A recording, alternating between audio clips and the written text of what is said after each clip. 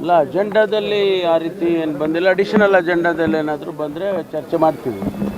But ಅಜೆಂಡಾದಲ್ಲಿ ಈಗ ಕೊಟ್ಟಿರುವ ಅಜೆಂಡಾದಲ್ಲಿ ಆ ಸಬ್ಜೆಕ್ಟ್ ಬಂದಿಲ್ಲ. ಯೂಶ್ವಲಿ ಅಡಿಷನಲ್ ಅಜೆಂಡಾಗಳು ಇರುತ್ತೆ, ಅದರಲ್ಲಿ ಏನಾದರೂ ಬಂದರೆ ಚರ್ಚೆ ಮಾಡಿ ಒಂದು ತೀರ್ಮಾನಕ್ಕೆ ಬರ್ತೀವಿ. ಗೃಹ ಇಲಾಖೆಗೆ ಏನಾದರೂ ಸಿಎಂ ಅದಕ್ಕೆ ಪರಿಶೀಲನೆ ಮಾಡೋಕ್ಕೆ ಸಂಬಂಧ ಅಲ್ಲ, ಇಂಟರ್ನಲ್ ಇದು ಅಪ್ರೂವಲ್ಸು, ಡಿಸಪ್ರೂವಲ್ಸು, ರೆಕಮೆಂಡೇಷನ್ಸು ಎಲ್ಲ ಇಂಟರ್ನಲ್ ಇದೆ ಅಲ್ಲ. ಕ್ಯಾಬಿನೆಟ್ಗೆ ಹೋಗಬೇಕಾದ್ರೆ ಸಂಬಂಧಪಟ್ಟ ಇಲಾಖೆಗಳ ಒಪಿನಿಯನ್ ಎಲ್ಲ ತೊಗೊಂಡೇ ಹೋಗ್ತಾರೆ. ಸರ್, ಇನ್ನೊಂದು ಪ್ರಿಯಾಂಕಾ ಖರ್ಗೆ ಅವರು ಇವತ್ತು ಇನ್ನೊಂದು ಪತ್ರ ಬರೆದಿದ್ದಾರೆ ಸರ್. ಸರ್ಕಾರಿ ನೌಕರರು RSS ಚಟುವಟಿಕೆಗಳಲ್ಲಿ ಭಾಗವಹಿಸಿದ ಆ ಆಗಬಾರ್ದು ಅಂತ ಸಿಎಂ ಇನ್ನೊಂದು ಪತ್ರ ಬರೆದಿದ್ದಾರೆ. ಸುತ್ತೋಲೆ ಹೊರಡಿಸಬೇಕು, ಕಡಿವಾಣ ಹಾಕಕ್ಕೆ ಭಾಗಿಯಾದರೆ ಅವರ ಮೇಲೆ ಶಿಸ್ತು ಕ್ರಮ ಆಗುತ್ತೆ ಅನ್ನುವಂಥದ್ದು ಸುತ್ತೋಲೆ ಹೊರಡಿಸಬೇಕು ಅಂತ ಪತ್ರ ಬರೆದಿದ್ದಾರೆ. ನಿಯಮ ಇದೆ, ಅದನ್ನು ಚರ್ಚೆ ಮಾಡ್ಬೋದು.